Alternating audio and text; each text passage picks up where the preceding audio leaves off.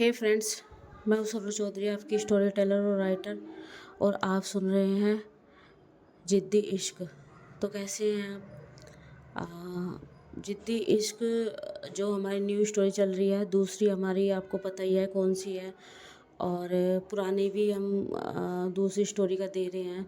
तो उसमें थोड़ा सा इशू आ रहा है और मेरी फ्रेंड्स तबीयत भी बहुत ख़राब है। आज मैं रेस्ट पे हूँ, सैटरडे है अगर आपको बता दूँ तो। और जो हेल्थ इशू है वो पहले से ही आ रहे हैं। आप कहोगे कि आप ठीक क्यों नहीं होते, डॉक्टर हो, दवाई क्यों नहीं लेते? ले लेती हूँ, सब कर लेती हूँ, बट मेरा काम ही ऐसा है। फिर से प्रॉब्लम आनी स्टार्ट हो जाती है। दूसरी बात, मेरे पे प्रेशर बहुत ज़्यादा है, बहुत ज़्यादा है। जो न्यू सब्सक्राइबर है, मैं उनको यही बताना चाहूँगी कि मैं आपको 2 स्टोरी दे रही हूँ। अगर मैं पुराना कोई दे रही हूँ, उसको भी रिकॉर्ड करके मुझे देना पड़ रहा है, क्योंकि मुझे चैनल की भी चिंता है। तो प्लीज़ यार थोड़ा सा समझो। मेरा पूरा दिन इसमें जा रहा है, तो मैं खुद पे ध्यान भी नहीं दे पा रही हूँ। और चलिए देखते हैं क्या होगा। अब स्टोरी तो हम दे ही रहे हैं, तो प्लीज़ थोड़ा सा समझे। हम थोड़ा सा बताना चाहेंगे पिछले एपिसोड में क्या हुआ था। पिछले एपिसोड में जो है ना, रिसेप्शन मतलब होना स्टार्ट हो गया था, और उससे पहले जो है नोक झोंक हुई थी सांझ की और आर्य की, और बहुत ही प्यारी नोक झोंक थी, जाके देखिए। और भी बहुत सारी चीज़ें हुई थी। तो चलिए हम ज़्यादा नहीं बात करेंगे, स्टार्ट करते हैं। रिसेप्शन पे वे वहाँ खड़े हुए थे, और जो सांझ है उसके चाचा चाची भी आते हैं, और वो बोलते हैं कि कॉन्ग्रेचुलेसन बेटा, बहुत अच्छी लग रही हो। नमस्ते चाची जी। नमस्ते चाचा जी। नमस्ते बेटा, कोई बात नहीं, बहुत अच्छी लग रही हो, बहुत ही अच्छी। तभी वो आर्य के पास जाते हैं और बोलते हैं कि बेटा, हम सांझ के मैंने सुन लिया आप इनके चाचा चाची हैं।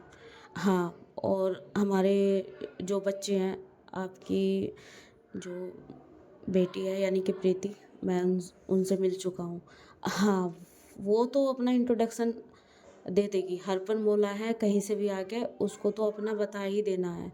पर हमारी एक ही औलाद नहीं है, हमारी एक और औलाद है। वो भी इधर उधर ही घूम रहा होगा अपने भाई कार्तिक के साथ। अच्छा, यानी कि आर्य बेटा, आपका एक और साला है। और अभी आप सांझ के परिवार से मिले कहाँ हो? काफ़ी बड़ा परिवार है सांझ का भी। जी जी जी, धीरे धीरे सबसे मिल लूँगा। हाँ ठीक है बेटा। तभी चाची बोलती है कि बड़े प्यारे लग रहे हो बच्चा, बस हमारी सांझ को ऐसे ही खुश रखना। और सच में हमारी सांझ की किस्मत खुल गई, इतना इतना सुंदर लड़का मिला है उसे। सच में सांझ, तुम दोनों बहुत ही अच्छे लग रहे हो। तुम दोनों की जोड़ी वैसे ना किसी की भी नज़र नहीं हट रही। जब हम यहाँ आए तो सबसे पहले तुम दोनों पर नज़र पड़ी, और सच में जैसे साक्षात तुम्हें ऊपर वाले ने बनाया है, ऐसी जोड़ी लग रही है। चाची जी, ये फिल्म नहीं है, आप फिल्मों वाला डायलॉग क्यों मारते हो? बेटा, तुम्हें मेरी ऐसे ही डायलॉग लगते हैं, लेकिन ये फिल्मों के डायलॉग नहीं होते। ये फिल्मों में भी डायलॉग तब जाते हैं जो रियल लाइफ में होते हैं। और तुम्हें हमेशा से ही मेरा मजाक बनाती आई हो कि चाची आप ये फिल्मों से उठाया है या वहाँ से उठाया है। मैं यहाँ पे सब लोगों को अगर पूछूंगी कि तुम दोनों की जोड़ी कैसी लग रही है, तो चाहे वो दुश्मन क्यों ना हो, उनके मुंह से भी तारीफ़ ही निकलेगी। बस करे चाची जी। आपने खाना खाया? चाचा जी, खाना खाया आपने? बेटा, हमने सब कुछ खा लिया, और हमारा बहुत अच्छे तरीके से यहाँ पे सम्मान हो रहा है। जो राजेश्वरी जी हैं, उन्होंने हमारे ऊपर इतना फोकस रखवा रखा है कि सर्वेंट हमारे पीछे पीछे ही हैं। और मैंने तो बोला भी है कि भाई हम खा लेंगे, इतना क्या। तो यहाँ के जो सर्वेंट है, जो मैं खाना वगैरह उन्होंने खिलाया, बोलने लगे कि आप सबके लिए स्पेशल हमें रखा गया है, खासकर सांझ तुम्हारी फैमिली के लिए, यानी कि हम सब के लिए। तभी जो सांझ है वो कुछ नहीं बोलती, उसके चाचा चाची भी चले जाते हैं। और जो खुशी थी उसको जो दादी है कुछ बोलती है, तो वो जो है ना वो जाती है अपनी सीढ़ियों की तरफ और चली जाती है अपने रूम में। और जैसे ही वो रूम में जाती है तो रूम के अंदर एकदम से कोई पहले से ही था। एकदम से वो गेट बंद करता है और जो खुशी है उसको पीछे से ग्रैब करते हैं और उसको उठाने लगते हैं। बहुत अच्छे तरीके से घुमाती है उसको। तभी खुशी बोलती है कि मुझे नीचे उतारो, मुझे पता था तुम ही हो। क्या है ये सब, किसी को ना पता चले, आप ना सबको बता के रहोगे। बताया था ना मैंने कि यहाँ पे ऐसा कुछ नहीं करना। तभी एकदम से वो सामने आती है और बोलती है कि क्यों ना, हम्म, क्यों ना करूँ मैं, और यहाँ पे कौन है। और हाँ, बहुत हो गया यार तुम्हारा, यार प्यार करती हूँ मैं तुमसे, और तुम कब बताओगे अपने घर में। ना बाबा, मैं घर में, आपको पता है ना कि क्या है, क्या है।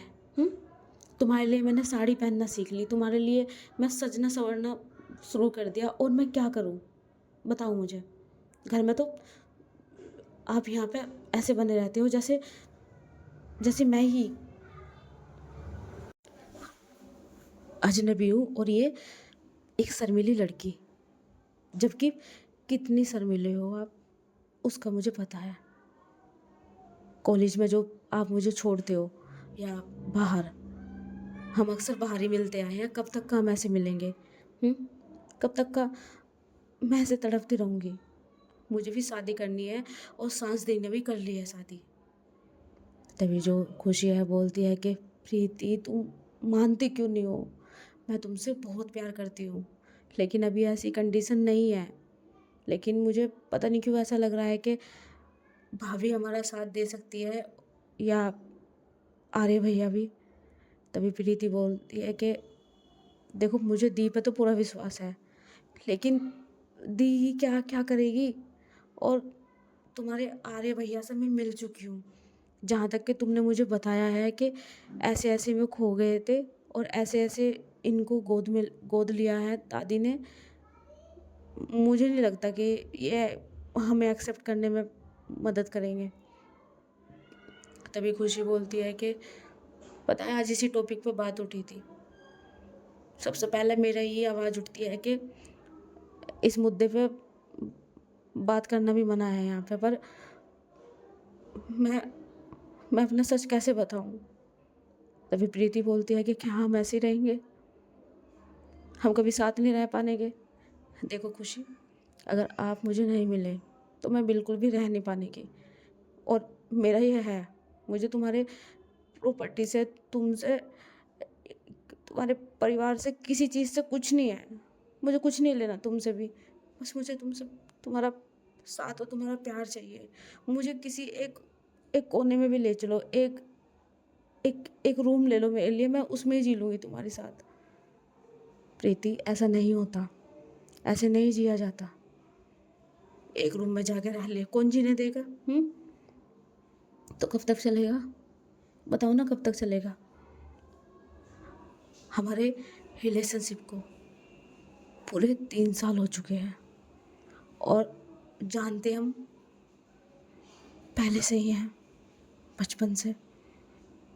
और रही बात, अभी मेरी दी यहाँ से जुड़ी है, मैं इस परिवार में पहले से ही तुम्हारे लिए आई हूँ। यार मैं 3 साल से प्रैक्टिस कर रही हूँ यार, तुम्हारे यहाँ पे तुम्हारा सारा सारा काम करना, तुम्हारा ख्याल रखना, हर चीज़ सब कुछ। और कभी ये सूट पहन के आना, कभी ये साड़ी पहन के आना, कभी ऐसे बाल करके आना, कभी वैसे करके आना। मुझे ऐसे करके तुम्हारे घर में आना पड़ता है, पता है ना तुम्हें। हाँ पता है, पर इस लुक में तुम अच्छी लगती हो। मैं तुम्हारे लिए अच्छी लगने के लिए तैयार हूँ, मुझे यही लुक चाहिए था। जब हम दोनों लिविंग में रहेंगे, मैं इस लुक में हमेशा रहूँगी, प्रॉमिस। पर मैं अब नहीं रह सकती आपके बिना, प्लीज़ खुशी। और आप भी हाँ बिल्कुल कैसे बन के रहते हो, बिल्कुल लड़की बन के सब कुछ ये करके। आपको पता है ना आप क्या हो। तभी खुशी बोलती है कि आई नो मैं क्या हूँ, मैं भी हूँ तो लड़की, लेकिन बस हम दोनों के बीच में हम दोनों गर्लफ्रेंड बॉयफ्रेंड की तरह रहते हैं, बट रहना पड़ता है ना, मजबूरी है यहाँ पे। देखो खुशी, मुझे कुछ नहीं चाहिए, मुझे आप चाहिए, और मुझे आप इस लुक में भी बर्दाश्त नहीं हो। कल मुझसे मिलने आ जाना, वरना मैं आऊँगी कल और आपके रूम में रहूँगी, मुझे पूरा दिन आपके साथ बिताना है, वरना देख लेना। वरना क्या? हुँ? क्या करोगे बताइए? हुँ? बताइए मिसेस मल्होत्रा, क्या करोगे आप? मिसेस मल्होत्रा, ये आप अधिकार दे तो दो, फिर देखना मैं सब कुछ कर दूँगी। देखिए आप ज़्यादा ही सेंटी हो रहे हैं, मेरी तरह सोचिए। हाँ, हाँ, आपकी तरह सोचूँ मैं? आप बस शरीर से ही लड़की हो, अंदर से तो आप भी पूरे टॉम बॉय हो, और इसलिए मैं आपके साथ ऐसे रहती हूँ। मैं तुम्हारी वाइफ़ बनना चाहती हूँ। खुशी प्लीज़ ना, कुछ तो करो ना। तभी खुशी उसको गले लगा लेती है और बोलती है कि शांत हो जाओ, शांत हो जाओ। तभी प्रीति बोलती है कि थोड़ा पीछे रहो, इस लुक में मेरे को अच्छी नहीं लग रहे हो आप। ये आपने लहंगा पहन रखा ना, इसमें सही नहीं लग रहे, पर मुझे तो आप साड़ी में बहुत अच्छे लग रहे हो। अच्छा, मैं आपको अच्छी लग रही हूँ? मैं पहले ही बता रही हूँ। वैसे कल आप मुझसे मिलने आओगे, कौन सी साड़ी पहन के आओगे? मैं कोई साड़ी पहन के नहीं आने की। वाह, कितना अच्छा होगा ना तुम बिना साड़ी के, कितना मज़ा आएगा। बहुत हो चुका, बहुत मज़े आ चुके। 3 साल से यही चीज़ हो रहा है, मुझे आपके साथ रहना है। और हाँ, आपको मैं चैलेंज कर रही हूँ, अगर आपने नहीं बताया ना, तो ऐसी अगली कोई भरी महफिल होंगी और उसमें खड़ी होकर मैं बताऊँगी कि 3 साल से मेरा इस इंसान के साथ अफेयर है, और ये मुझे वाइफ़ की तरह रखता है। मेरे सामने तो तुम वैसे बन के रहते हो ना, चुप करो तुम। और वो जाने लगती है, खुशी हँसती है। तभी उसको पकड़ती है और पकड़ के जो है ना उसको किस करती है वो, और किस करके जो है ना हटती है पीछे और बोलती है कि जाओ वरना कोई देख लेगा, दादी ने हमें कुछ सामान लाने के लिए भेजा था। कम से कम एक किस करी, थोड़ा रोमांटिक रह लेते, कुछ बिगड़ जाता। थोड़ा सा सुकून मिला था। ऐसा है प्रीति, प्लीज़ जाइए। हाँ, जा रही हूँ मैं, अब मिलना। मैं भी तुम्हें, सॉरी, आपको तड़पाऊँगी मैं भी, आओ नीचे। तभी प्रीति वहाँ से चली जाती है और हमारी खुशी हँसती है। और हाँ, हम बता दें कि जो हमारी खुशी है वो भी एक LGBTQ से ही बिलोंग रखती है, और प्रीति यानी कि इसकी गर्लफ्रेंड ये 3 साल से रिलेशनशिप में है और जानते ही बचपन से हैं, इसलिए प्रीति को इतना सब कुछ पता है इस घर के बारे में। इधर जो रिसेप्शन है धीरे धीरे जो है ना वो होने लगता है, और जो जितने भी मेहमान वगैरह थे ना सब से मिल लिए थे आर्य और सांझ, और वो काफ़ी थक भी गए थे। अब जो है रिसेप्शन जो है ना ख़त्म होता है, और मेहमान जो है ना धीरे धीरे जाने लगते हैं। जो सांझ के परिवार वाले हैं वो भी आते हैं, वो भी मिलते हैं, और जो कार्तिक है वो भी आता है, बोलता है कि ये मेरा भाई, इससे मिले हो, ये भी तुम्हारा साला है, जीजा एक और साला। तभी जो आर्य है वो दूसरी तरफ फेस करके बोलता है कि कितने साले हैं साले। क्या क्या बोला जीजा? कुछ नहीं, आप मुझे ये जीजा ना देखो, जो हमारा अधिकार है हम ना छोड़ने वाले। क्यों भाई, तू भी बोल जीजा। वैसे भैया आप सच में बहुत अजीब तरीके से बोलते हो, वो इतने यंग है, आप उनसे बड़े हो शायद, आप ऐसे बोल रहे हो। तभी जो कार्तिक है बोलता है कि ओए रिस्पेक्ट कर, हमारे घर का दामाद है ये, तो हम तो इज्जत करेंगे ही, और ख़ासकर इतना हैंडसम। मैं तो करूँगा, तूने पता है इसमें कितनी डेयरिंग है और कितना हिम्मत वाला है हमारा जीजा। तभी वो बोलता है कि भैया डेयरिंग वाले ठीक है, लेकिन आप तो सच में उनकी बेइज्जती कर रहे हो। तभी आर्य बोलता है कि समझाओ समझाओ इनको, मेरा नाम भी ले सकते हैं, आर्य बोल सकते हैं। तभी कार्तिक बोलता है कि नहीं भाई, मैं तो जीजा ही बोलूँगा, मैं नहीं कुछ और बोलने का। और हाँ, ये प्रीति का भाई था जो कार्तिक के पास खड़ा था, और इसका नाम अनूप अग्रवाल था। तभी कार्तिक बोलता है कि ये मेरा भाई है, अनूप अग्रवाल इसका नाम है, और ये अभी स्टूडेंट है। तभी आर्य उससे मिलता है। तभी अनूप बोलता है कि आप तो मेरी सेम एज के लग रहे हो। तभी आर्य बोलता है कि हाँ, क्या एज है तुम्हारी? 20 साल। मैं भी सेम। तभी अनूप बोलता है कि वाओ, वैसे आप काफ़ी हैंडसम हो और टॉल भी, हाइट वाइट भी बहुत अच्छी है आपकी। मैं तो थोड़ा सा छोटा रह गया आपसे, पर पता नहीं क्यों मुझे ऐसा लग रहा है कि आपसे थोड़ा सीखना पड़ेगा, और ऐसे थोड़ा सा बॉडी ऐसे आपकी तरह जैसे खड़े होने का स्टाइल है, मैं भी ऐसे ही बनूँगा। तो अनूप जैसे उसके उस पे ना बहुत ज़्यादा फ़िदा हो रहा था, ये कह सकते हैं कि जो आर्य था हमारा, आर्य की पर्सनैलिटी बहुत अच्छी थी। तभी आर्य बोलता है कि हाँ, कोई बात नहीं, करना फॉलो, मैं किसी दिन तुम्हें बताऊँगा। ओके ठीक है। तो आर्य मैं चलता हूँ। तभी कार्तिक बोलता है कि जीजा बोल आर्य भैया प्लीज़, वो मेरी एज का है, मैं उसको जीजा नहीं बोल सकता। आर्य बाय बाय। तभी वो चला जाता है वहाँ से। सब चले जाते हैं, जो आर्य वहीं खड़ा था। आरू बोलता है कि भाई देख ले कितनी सालियाँ तेरी, कितने जीजा जी हैं, ये तो निकल निकल के आ रहे हैं। तभी आर्य बोलता है कि चुप कर। तभी आरू बोलता है कि वैसे सही भी है, जिस तरीके से तेरी शादी हुई है, बेचारी की शादी बेहोशी में हो गया, सुबह पता चला शादीशुदा हो गया। तो अब पता नहीं कितने सारे तेरे साले साले निकले, पता चला पूरा जिला ही निकल जाए और तू उनका सरपंच। तू ना सही नहीं बोल सकता ना, तो अपना मुंह बंद कर रख लिया कर। हाई बात समझ में तेरी? तभी जो आरो है बोलता है कि भाई पता नहीं, एक अननोन नंबर से कॉल आ रही है मेरे पे, मुझे ऐसा लग रहा है कि शायद आंटी अंकल को पता चल गया। तभी आर्य एकदम से देखता है उसकी तरफ, बोलता है कि तूने तो नहीं बताया ना? तू तू तू तू तूने क्या बताया? मैंने कुछ नहीं बताया, पर मैंने पता करा है कि ये जो तेरी शादी की खबर है ना, क्योंकि दादी के फ़ॉरेन में भी सब क्लाइंट्स हैं, तो ये बात वहाँ पहुँच गई होगी। तो मुझे ऐसा लग रहा है आंटी अंकल को ये बात पता चल गई होगी। और उधर लंदन में पूरे घर में तोड़ फोड़ मच गई थी। उधर जो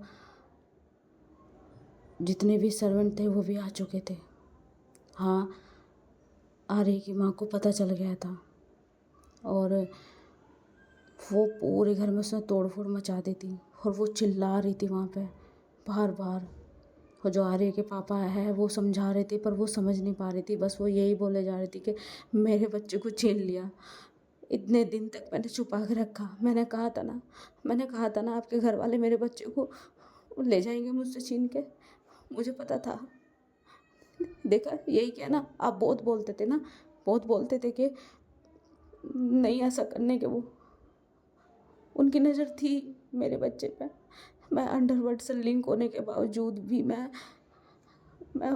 अपने अपने बच्चे को बचा नहीं पाई।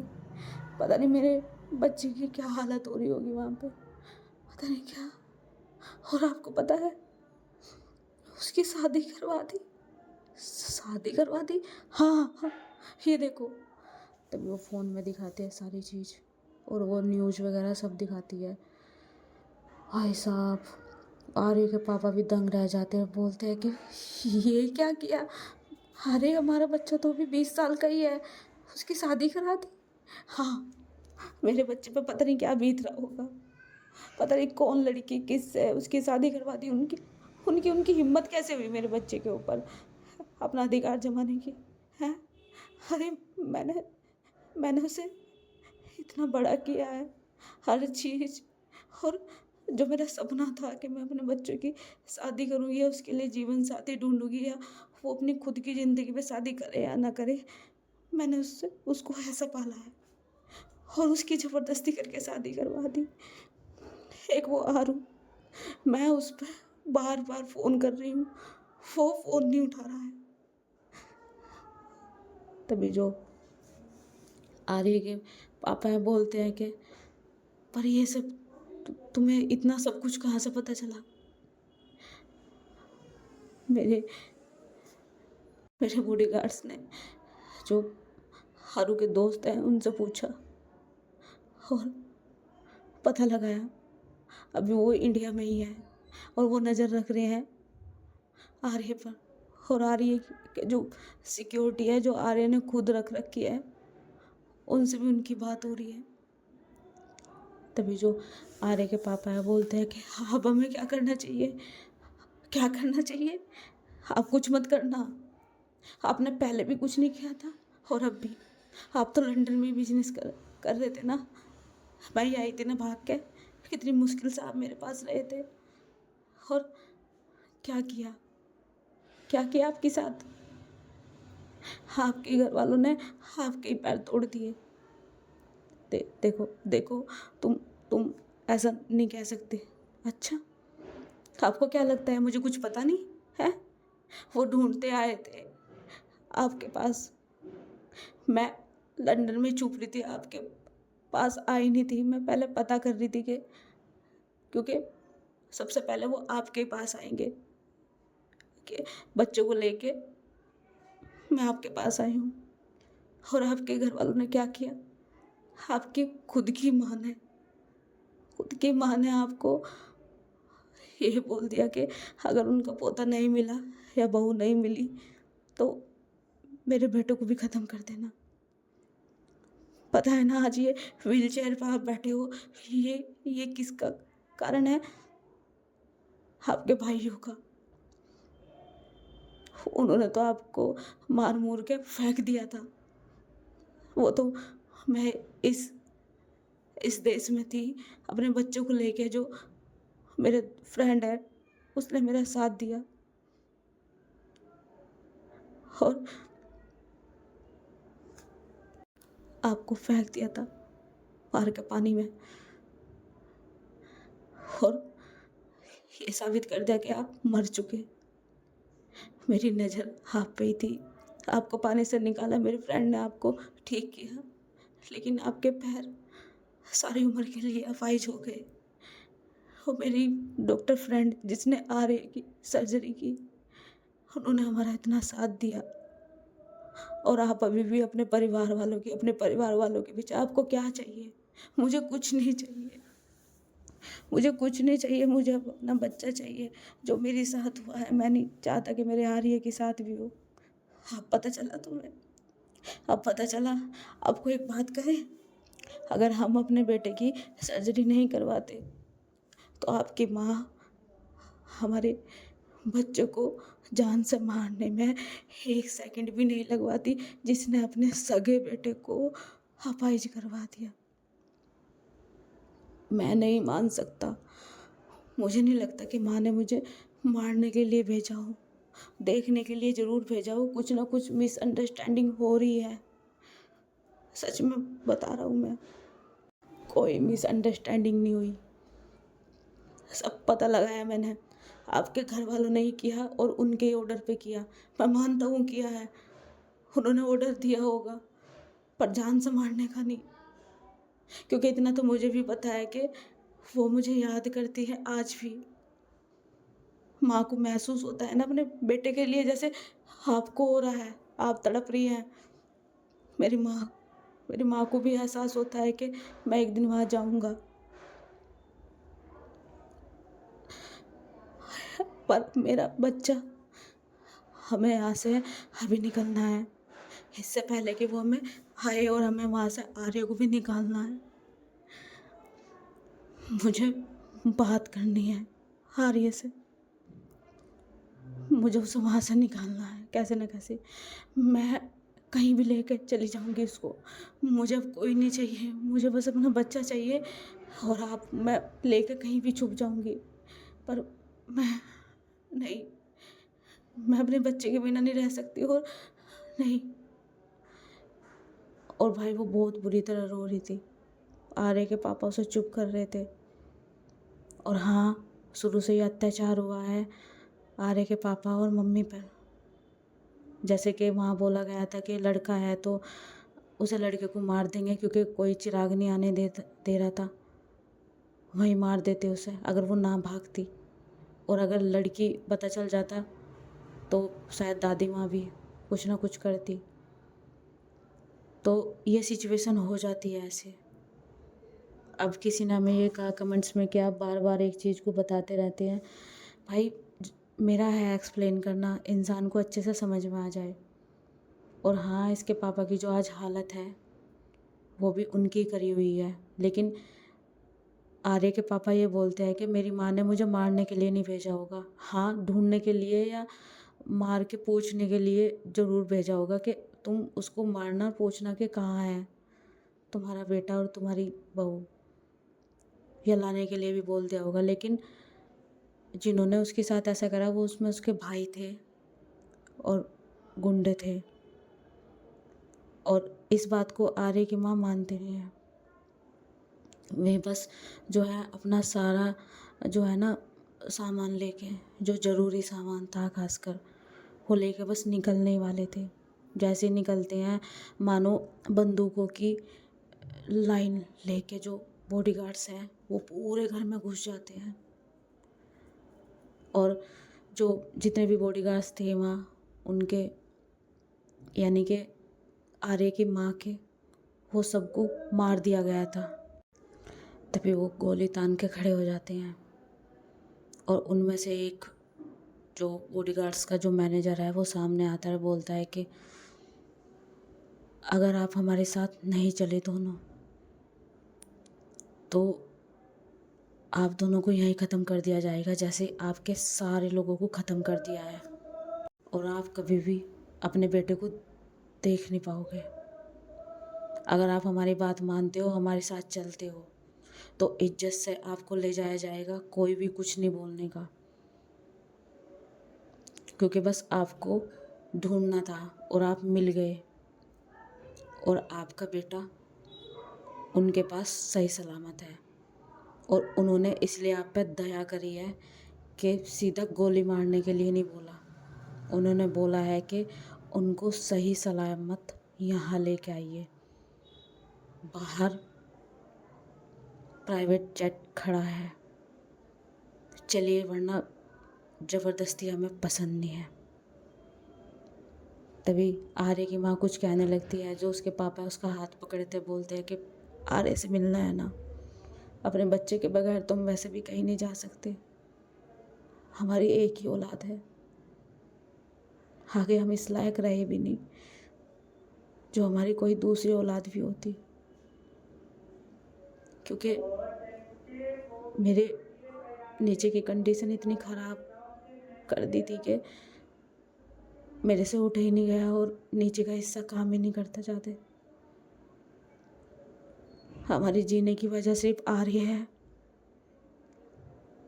तो मुझे पता आपके दिमाग में बहुत सारी चीज़ें, आप बच भी सकती हो, एक मैसेज कर दो, आपके पास है भी अभी कुछ चीज़ें हैं जिससे आप मैसेज शायद करने वाली हो, आपके जो हाथ में है। तभी वो मैनेजर बोलता है कि वो कुछ भी करने की ज़रूरत मत करना, वरना जान से खेल जाओगे।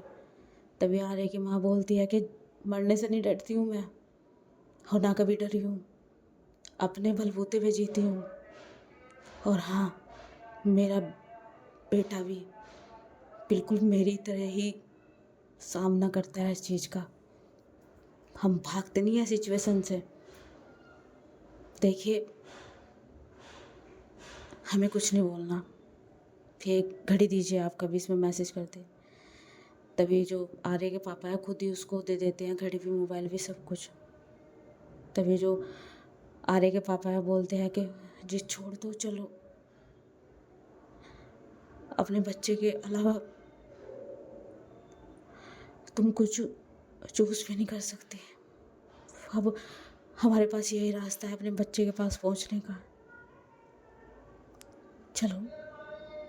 और वो बिल्कुल भी मान नहीं रही थी, लेकिन प्यार इतना करती थी आर्य को, वो उनके साथ चले जाते हैं। और हाँ, राजेश्वरी यहाँ तक पहुँच चुकी थी और इनको अलग से यहाँ से ले जाने के लिए बोला था। और उधर जो आर्य है वो अपने रूम में था और आरू से बताता है कि ऐसे ऐसे हो चुका। तभी जो आर्य बोलता है कि तुझे किसने बताया? किस पागल वागल है? मम्मी पापा के बारे में क्यों पता चलेगा किसी को?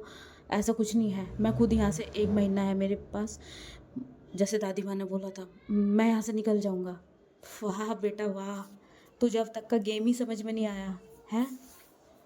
अबे तेरी शादी करा दी, तेरा पहले से ही पता है तू यहाँ आएगा, और तुझे गोद में ले लिया। और क्या गोद में ले लिया? मतलब गोद ले लिया ये कह के कि दुनिया में कि नहीं मेरा पोता नहीं है, मैं गोद ले रही हूँ।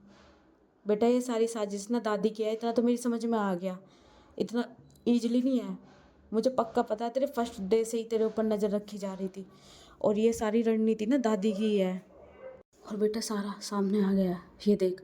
उसे सब दिखाता है और उसे पता चल जाता है कि उसकी मम्मी पापा को भी वहाँ से जो है ना बुलवा लिया गया है। अब जो है आर्य के सामने सारी सिचुएशन आ जाती है। अब आरू और आर्य बोलते हैं कि यार मैं तो सोच रहा था कि मुझे ही पता चला है, पर दादी ने तो हाँ पहले दिन से ही, और मैं तुझे यहाँ लेके आया हूँ, ये इनको पता था और लेके आने वाला हूँ। बस मुझे ये पता नहीं चल रहा कि ये मैं एग्जैक्टली तुझे लेके आऊँगा ये किसने बताया होगा। तभी यार वो सोचता है वो, तभी वो कहता है कि हाँ यार मुझे ना एक हिंट आ रहा, तू मारेगा तो नहीं? नहीं मारूंगा, क्या बता। यार सिर्फ ये वाली बात जो है ना कि तो इंडिया आने वाला है और लेके आ, मेरे पे सिर्फ उसने जो सांझ है उसने बोला था। व्हाट? हाँ उसने बोला था, मतलब इसमें सांझ भी है। नहीं मैं श्योर तरीके से नहीं बोल सकता, लेकिन उसने मेरे से प्यार किया, प्यार भी नहीं लग रहा, और ब्रेकअप भी कर लिया, और कुछ उसको फील भी नहीं हुआ। तो तू समझ जाना भाई, क्योंकि कोई भी लड़की प्यार करेगी इतनी जल्दी तो निकलने की नहीं। और जिस तरीके से वो दिखा रही थी मैं आपको छोड़ नहीं सकती, आप मेरे साथ कुछ भी कर लो, कैसे भी कर लो, भाई वो शुरू से मेरे साथ ऐसे ही करती आई और अब मुझे देखना भी नहीं चाहती। तो ये सब उनकी वजह से हुआ है। तभी आर्य बोलता है कि आर्य को बहुत गुस्सा आता है। वो उसका कॉलर पकड़ता है, बोलता है कि अगर सच में ये चीज़ तेरी सांझ ने की ना तो उसे मैं छोड़ने का नहीं। तभी आरू बोलता है कि मेरी सांझ नहीं, अब तेरी सांझ है। और एक बात और बताऊं बेटा, ये सब जो है ना सब तेरा ही करा हुआ है, और आज तेरी मम्मी पापा को जो उठा के लाया जा रहा है ना वो भी कहीं ना कहीं तेरी वजह से ही है, मेरी वजह से। साले तुझे किसने बताया है? और तुझे ऐसे अफेयर करने की क्या ज़रूरत है? वहाँ मर गई थी लड़कियाँ, मैं तुझे दिला देता ना जो तुझे चाहिए था। हैं तूने ही सब कुछ किया, तू दोस्त नहीं है, तू दुश्मन है। तभी उसका हाथ झटकता है और बोलता है कि मुझे पता है तेरे तेरे परिवार की हिस्ट्री के बारे में। और आरू बोलता है कि चुप कर तू, मैंने हूँ सब करा धरा। भाई तेरा तो पहले से ही प्लान था, मास्टर प्लान चल रहा है, मेरे में इतना दिमाग है? हैं मैं तो खुद मोहरा बनाया गया हूँ। अरे मैंने तो तुझे सोचा था कि तुझे इंडिया लेके चलूँगा, तुझे बहुत ज़्यादा पसंद है, पर मुझे तो तेरी यहाँ की ये नहीं पता था कि ये परंपरा प्रतिष्ठा यहाँ पोता ये सब ये क्या था भाई। हैं तभी जो है वो बोलता है कि देख तुम सब ने ना मेरी ज़िंदगी बर्बाद कर दी, और तेरी वो सांझ उसे तो मैं छोड़ने का नहीं। अगर मेरे मम्मी पापा को कुछ करा ना उसका पूरा खानदान मिटा दूंगा मैं। तभी उधर से आवाज़ आती है कि तैयारी कर लो फिर खानदान मिटाने की, और गेट बंद करती है। सांझ अंदर आती है, तभी आर्य आता है और उसके एकदम से गर्दन पकड़ता है और उसे दीवार के पास लेके जाके बोलता है कि तुझे मैं छोड़ूंगा नहीं, जो तुमने मेरे साथ किया है ना तुम मेरे हाथ से बचने की नहीं। तभी सांझ उसका हाथ झटकते हैं, बोलती है कि ये गीदड़ धमकी ना किसी और को देना, और तमीज़ से बात करो, इस घर की छोटी बहू और तुम्हारी वाइफ वाइप माई फुट, तुम मेरी कोई वाइफ नहीं हो। तुमने तुमने इतना बड़ा प्लान किया मेरे लिए? हाँ किया, मुझे पहले नहीं पता था, वरना इससे भी डेंजरस करती मैं। हाँ, इसको बनाया मैंने मोहरा, इससे कौन प्यार करेगा? तभी यारो बोलता है कि वो व्हाट, कि क्या प्यार करेगा? हाँ, मैंने तुमसे इसलिए फ्रेंडशिप की थी और प्यार का नाटक किया था, क्योंकि मैं खुद साजिश की शिकार हुई हूँ। तभी यारो बोलता है कि तुम साजिश की शिकार रहने दो, तुम खुद इतनी बड़ी सातिर हो और तुम आर्य से बचना चाह रही हो ना, क्योंकि तुम्हें आर्य अब छोड़ने का नहीं। तभी जो सांझ है उसको बोलती है कि माइंड यू लैंग्वेज, वरना मैं तुम्हें यहीं से पीटना स्टार्ट कर दूंगी। मेरी साथ खुद धोखा हुआ है। तभी आर्य बोलता है कि चुप करो तुम्हारे तो देख के मैं ज़िंदगी कैसी बनाऊंगा। तुमने जो मेरे साथ किया है ना, अगर मेरे माँ बाप को कुछ हुआ, देखो हमें नहीं पता तुम्हारे मम्मी पापा के साथ क्या होगा क्या नहीं, ना हमें पता है ना हम मिले हैं।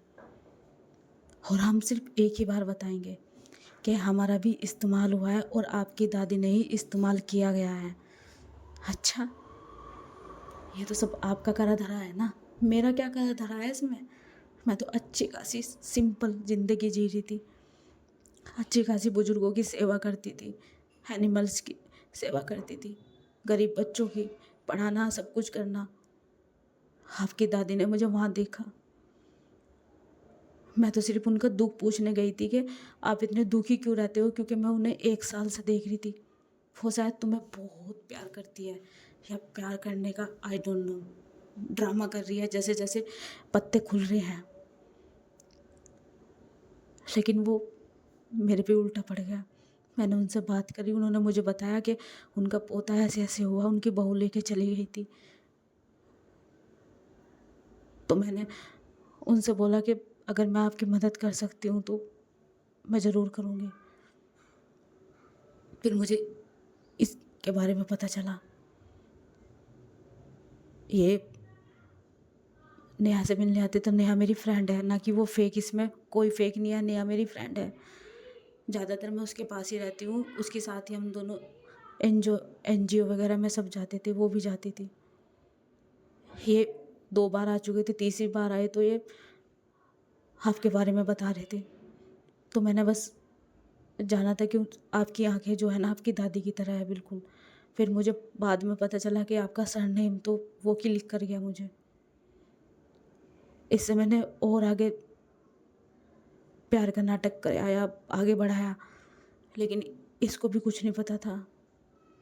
लेकिन फिर मैंने दिमाग लगाया और मैंने कहा कि मुझे उनके मम्मी पापा की फ़ोटो चाहिए। मतलब तुम उनकी फैमिली में रहते हो ना, मैं देखना चाहती हूँ कि तुम्हारी कितनी हैप्पी फैमिली है। मैंने इनको ऐसे बातों में फुसलाया और इन्होंने मुझे जैसी फ़ोटो दिखाया मैंने दादी को दिखा दिया। लेकिन मेरी ऐसी कोई इंटेंशन नहीं थी कि इतना बड़ी साजिश रचे जा रही है। मैं तो खुद चौंक गई जब मैं घर में थी और मेरे घर पे आपकी दादी रिश्ता लेके आ गई। तब तो मुझे भी दूर दूर तक का ये नहीं था कि मेरे साथ इतना बुरा होने वाला है। मेरी फैमिली के साथ भी उन्होंने ज़बरदस्ती की, मेरे साथ भी ज़बरदस्ती की, तुम्हारे साथ मेरी शादी करवाई। मेरी फैमिली को उन्होंने डराया और मेरे पापा को भी डराया कि अगर ये वचन तोड़ दिया, तुमने शादी नहीं की तो तुम्हें यहाँ पे जीने नहीं देने की, जियोगे तो पर जीने नहीं देने की। तुम्हारी दादी इतनी डेंजरस है। पता है, मैंने आपकी दादी से बोला कि आपने मेरे साथ ऐसा करा, मैंने तो आपका साथ दिया। तो दादी ने क्या कहा कि आपकी किस्मत बना दी, ये मेरी किस्मत है, आप मुझे मारने चढ़ रहे हो।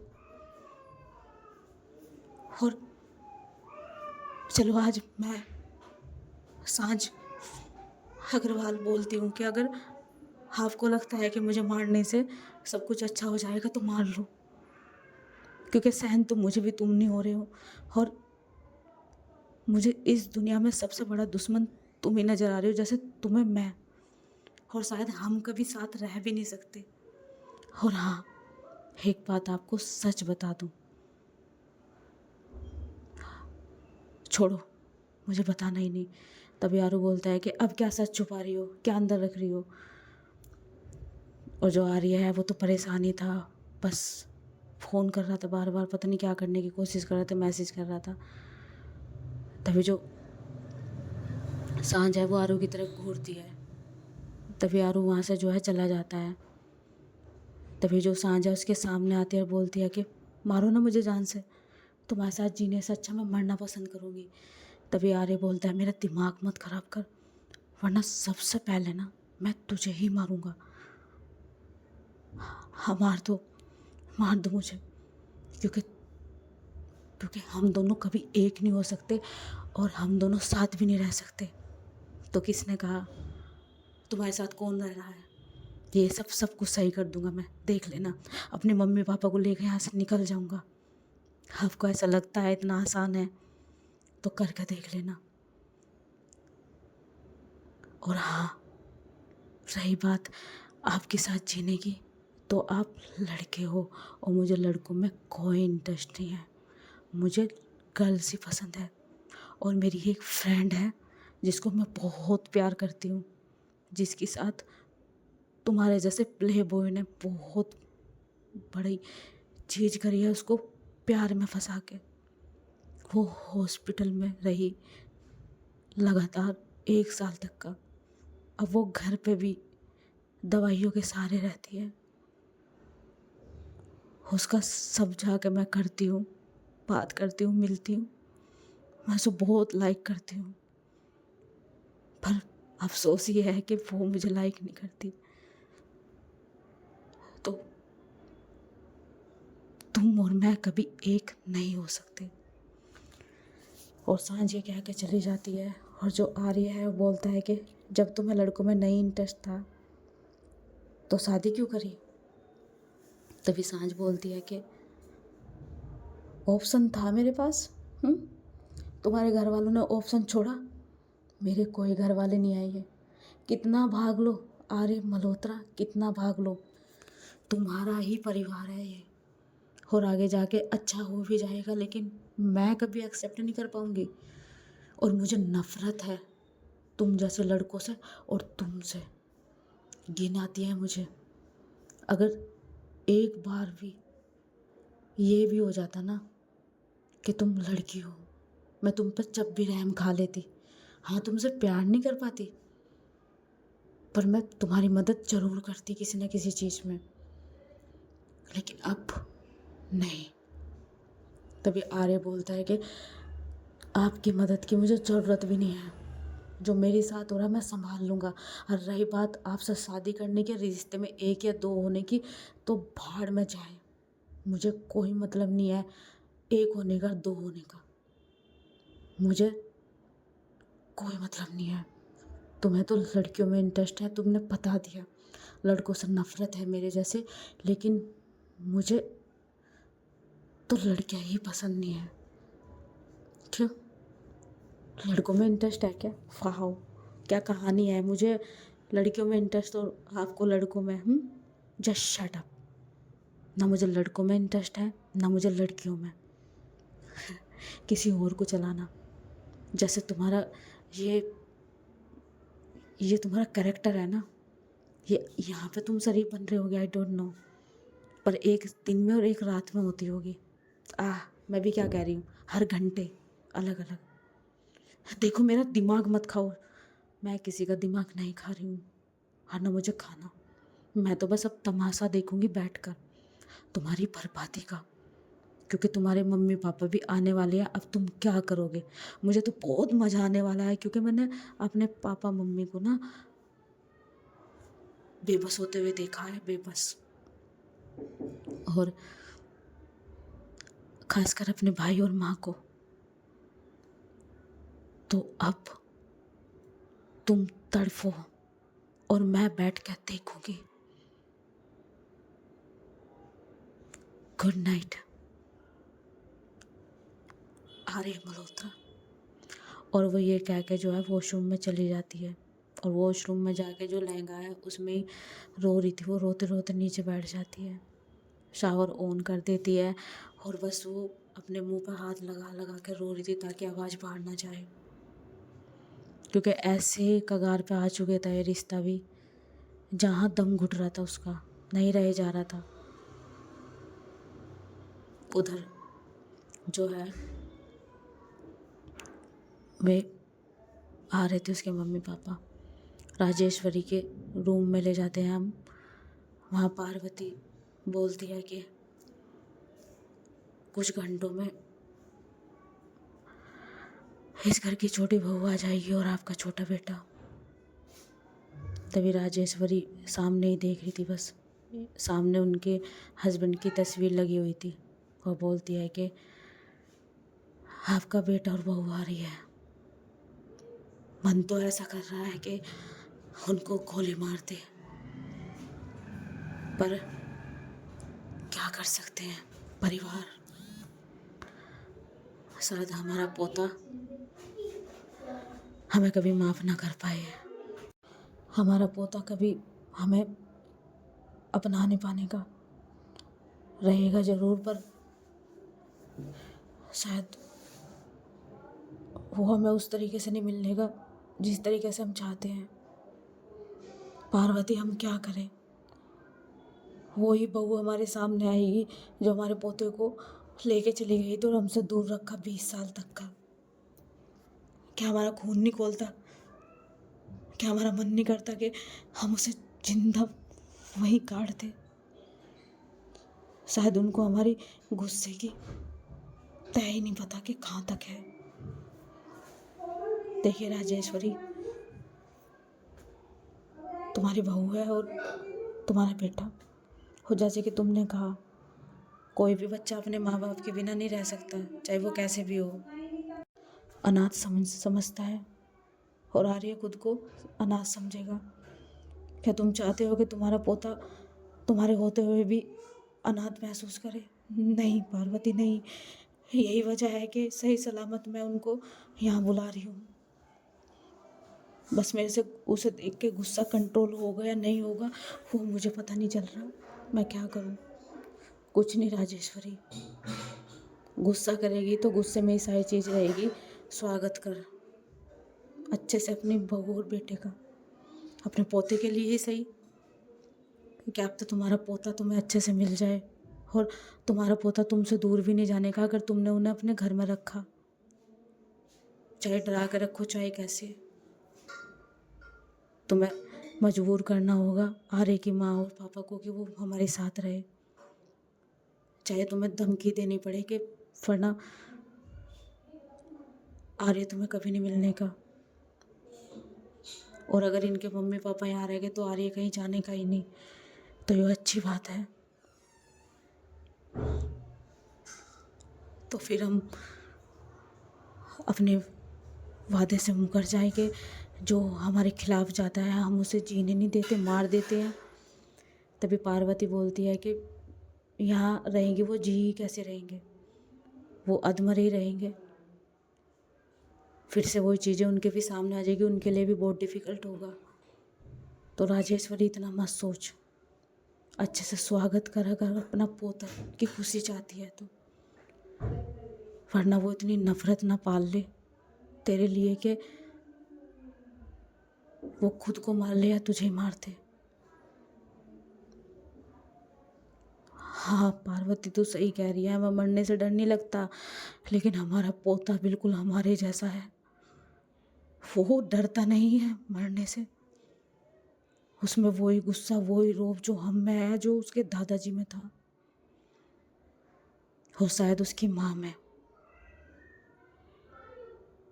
तो सही कह रही है, तो तैयारी कर, सुबह हमारे बेटे और बहू आ रही है इस करके, छोटी बहू और छोटा बेटा।